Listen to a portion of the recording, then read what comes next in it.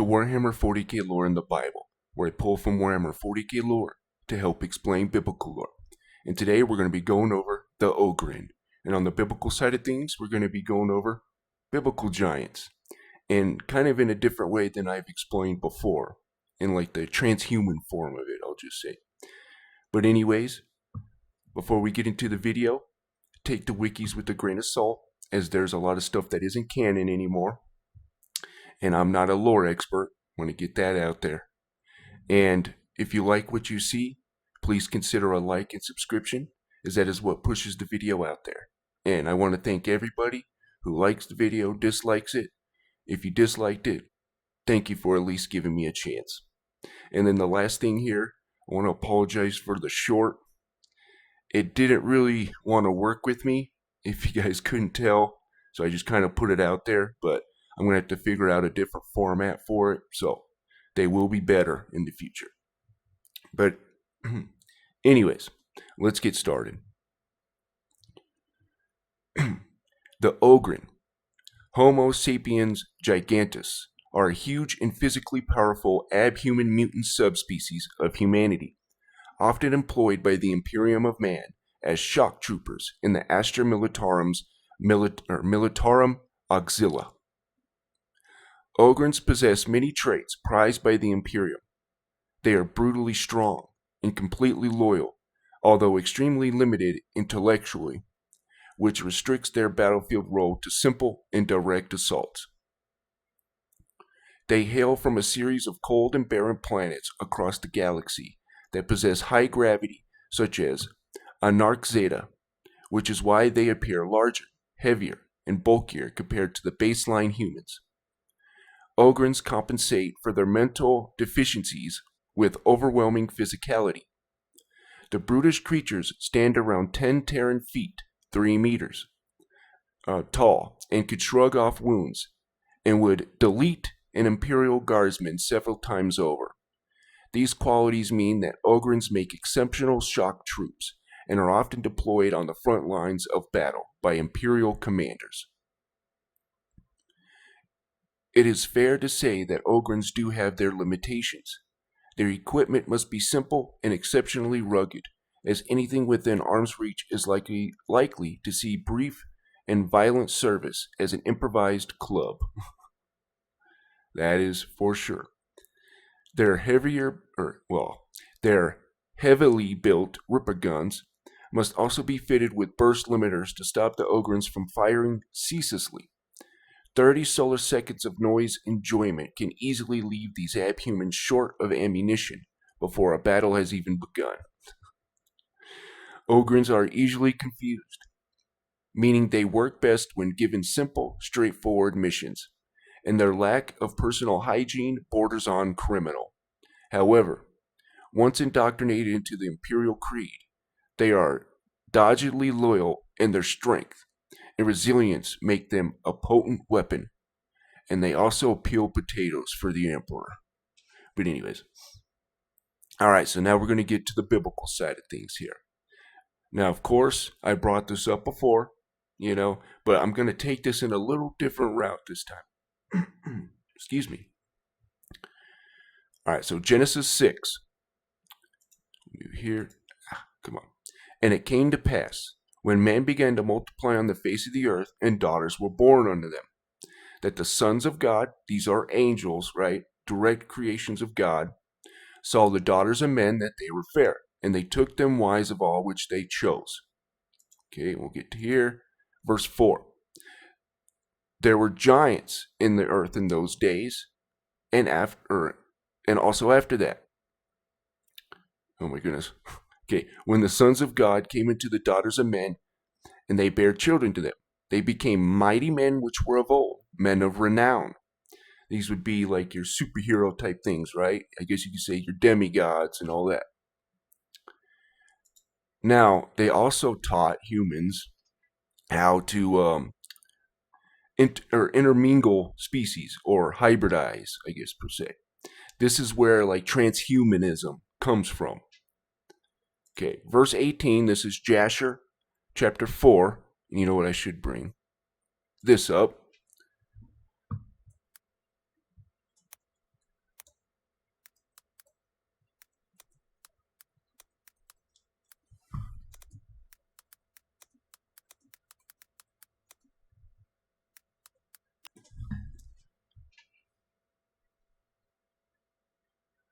So Joshua 10:13.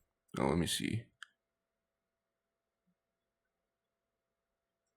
Let's do this one. So 2 Samuel 1:18. Also he bade them to teach the children of Judah that use the bow. Behold, it is written in the book of Jasher. And the book of Jasher shows up again in, where is it? Joshua 10:13, which reads, is it not written in the book of Jasher? So, there you go. Just want to get that out there. So this is the book of Jasher, chapter 4, verse 18. And their judges and rulers went to the daughters of men and took their wives by force. So this is the same story as Genesis 6. But it's going to show you that they taught them, hybridization. So men took their wives by force from their husbands, according to their choice. And the sons of men in those days took from the cattle of the earth, the beasts of the field, and the fowls of the air. And they taught the mixture of animals of one species with the other, in order therewith to provoke the Lord. And God saw the whole earth, and it was corrupt, for all flesh had corrupted its ways upon the earth, and all men and all animals. So this is why God sent the flood, okay? If it was just because of sin, right, we should be wearing our raincoats. But anyways, it was because of this stuff, this hybridization, these giants and all that stuff. And it was all Genesis 3, 14 through 15, somewhere around there. It talks about how that there will be enmity between the seed of the serpent and then the seed of the woman. And the seed of the woman is going to bruise the head of this seed of the serpent. So if an entity is going to come and bruise your head, you're going to try to stop that entity from being born, right? Okay. And then also have some backup, per se, right? So anyways. Now, this is the Lucifer scripture. I'm going to show you, of course, this Lucifer guy is a man. But not only that, I would say 8 to 10 foot tall man. Could be even taller. But anyways, so let me get into this. Isaiah 14. How art thou fallen from heaven, O Lucifer, son of the morning? So, in Hebrew, will it give me that? Let me see. Okay. Son of the morning. Ben, for son. Lucifer is Hallel, right? The morning star, or it means the shining one. It's kind of a bad translation. It means the shining one. Sun, and then we got Shakar, or Shakar. It means the dawn, figuratively, or it is the Canaanite god, Shakar, or Shahar, however you want to say it, which is the god of the dawn. Now, this goes also into the Egyptian mythology with Ra and Osiris. Okay, first, let me show you that this is a man.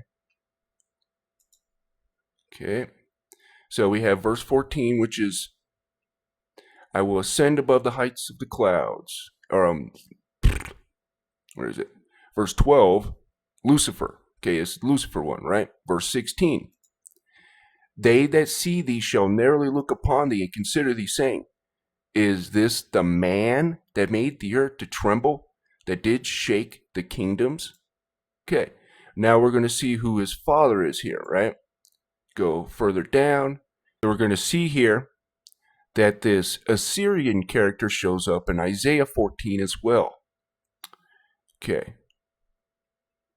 Where is it? Right here. Okay. So, we have Lucifer, son of the morning, son of the dawn, right? Well, this is who it's talking about. Okay. The Assyrian.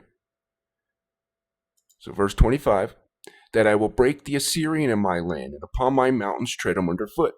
Then shall his yoke depart from off them, and his burden depart from off their shoulders.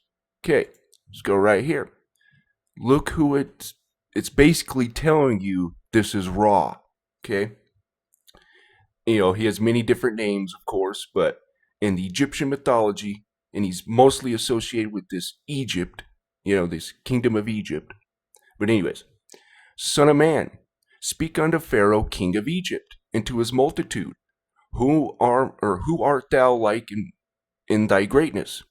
Behold, the Assyrian was a cedar in Lebanon. Okay, we see him here, right? Let me get to this real quick.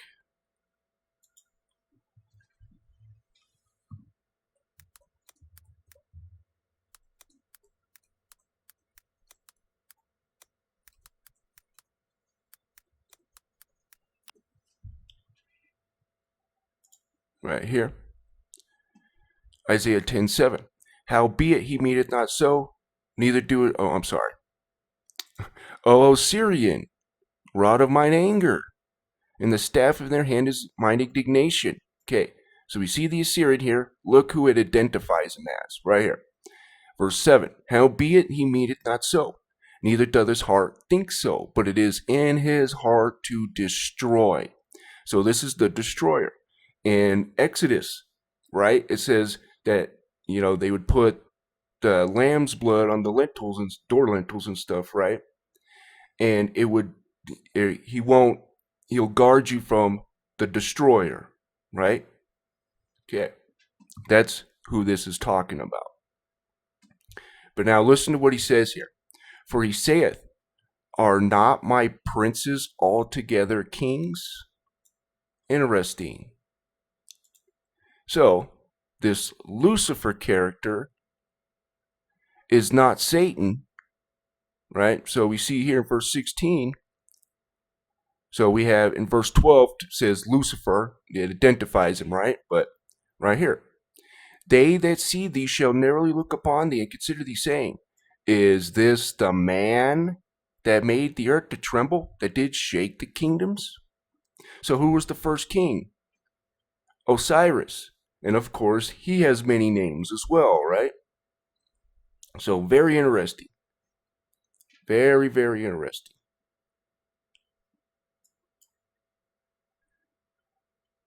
Actually, you know what? I'll read a little bit on Lucifer here. And now, or I should read this, actually. So, according to Egyptian mythology, Osiris is not described with a specific height in the Bible or Egyptian text, but as a god, he would be depicted significantly taller than a human, often portrayed in art as being around 8 to 10 feet tall, reflecting the idea of gods being larger than mortals, right? So as we saw here, we had in Genesis 6, the mighty men which were of old, men of renown. Okay. And I want to even bring this up too. So, yes, Osiris is the son of Ra. So, the son of the Assyrian. Lucifer is the son of the Assyrian.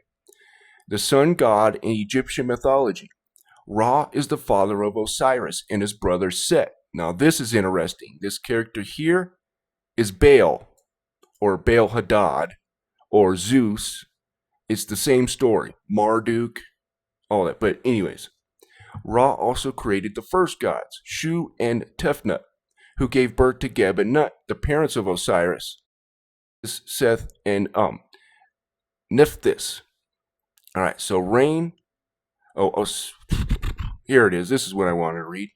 In the Old Kingdom, the Pharaoh was considered the son of the sun god Ra, who, after his deletion, ascended to join Ra in the sky. All right, let's listen to this. Verse 12. How art thou fallen from heaven, O Lucifer, son of the morning? So now he's fallen from the sky, right? Very interesting. How art thou cut down to the ground, who did weakest the nations? For thou hast said in thine heart, I will ascend into heaven. I will exalt my throne above the stars of God. I will sit also upon the mount of congregation in the sides of the north. Again, he goes into the sky with Ra. In my opinion, this is when the rebellion of Satan happened. But anyways, or at least within that time frame. So very interesting. And we have this character who's 8 to 10 feet tall, Osiris, bigger than any normal human. So this is some transhuman stuff here, right? And something happened, to where it made him taller. Or he was just, or who knows. But it's very interesting stuff. And in my opinion, he's the beast of Revelation. Because it comes up from the pit, as you see here, right here, verse 15. Yet thou shalt be brought down to hell, to the sides of the pit. Where does it say the beast comes from, right? The bottomless pit. Okay, so very interesting. Now I'm going to bring up, after this, I'm going to bring up another character named Nimrod, who says it began to be a mighty one. So anyways, so an abhuman is a descendant of a baseline human settlers whose ancestors mutated and physically adapted to various extreme environmental conditions after being isolated for thousands of standard years on colony worlds across the galaxy. Some abhumans may also be intentionally genetically engineered mutants, created for specific purpose. The term may be short for aberrant or apparent human, abnormal human, or less pejoratively derived from the High Gothic term abhumanus, from humans. In an imperium of man where genetic mutations from the human baseline and spiritual corruption are often viewed as interrelated or one of the same, abhumans are a focus of much controversy for the imperial government. Abhumans are distinct from true mutants in that they conform to a common physical phenotype, demonstrate reproductive stability, and are no more susceptible to further mutation than normal humans. In a more enlightened times, under the direct rule of the Emperor of Mankind, during the Great Crusade in the late 30th millennium, even markedly divergent abhumans such as the Beastmen could serve in the Imperial Army. Since the Emperor's stasis on the Golden Throne began at the end of the Horus Heresy, however, only the lesser abhuman mutants, such as Ogryns and Ratlings, are allowed full citizenship in the Imperium. However, they are still distrusted by the Puritan members of the Inquisition and by the more devout believers in the Imperial Creed. Alright, so we're going to end that part there. We're going to get to the biblical side of things here. Okay. Genesis 10:8 says here, and Cush begat Nimrod, and he began to be a mighty one in the earth. So this Nimrod character tried to do what Lucifer did, right? He tried to go and take over God, right? In heaven. Didn't work out so well. And it's very interesting.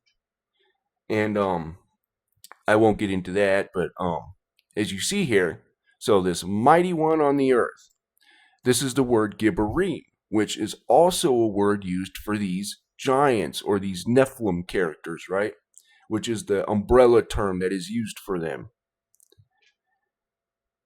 Okay, so something happened here, right? It says he began to, he started doing the same things that Lucifer was doing, right?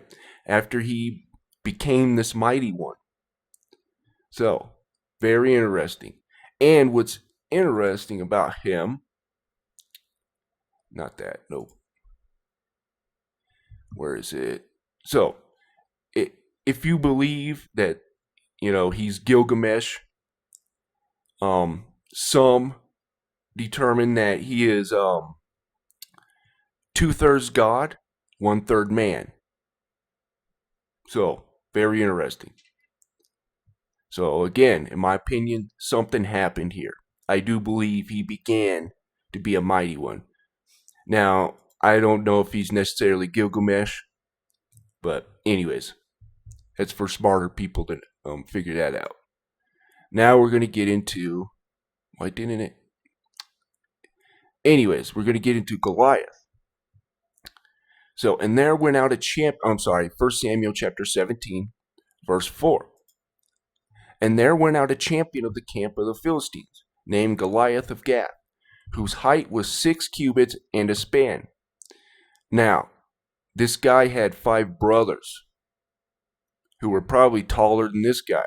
So, because if you remember, David had like 5 stones or 6 stones. No, 5 stones. Anyways, so and there went out a champion, and he was 6 cubits in span. So that would be 9 feet 9 inches tall. And if we know here in Genesis 6, right, there were giants in the earth in those days and also afterwards. So, again, here's another thing that is going on, right? How did this guy get 10 feet tall, basically? Some say 13. I would probably say 10. Probably around the same size as this Osiris character. Okay? And there we go. So, we're going to end it there. I hope you guys enjoyed this. And I want to thank everyone who supports my videos and who subscribes, those who like or dislike. Again, thank you. And thank you for at least giving me a chance. And I don't mean that tongue in cheek. I really do mean that. Your guys' time is valuable. So I do want to thank everyone. You guys have a wonderful day.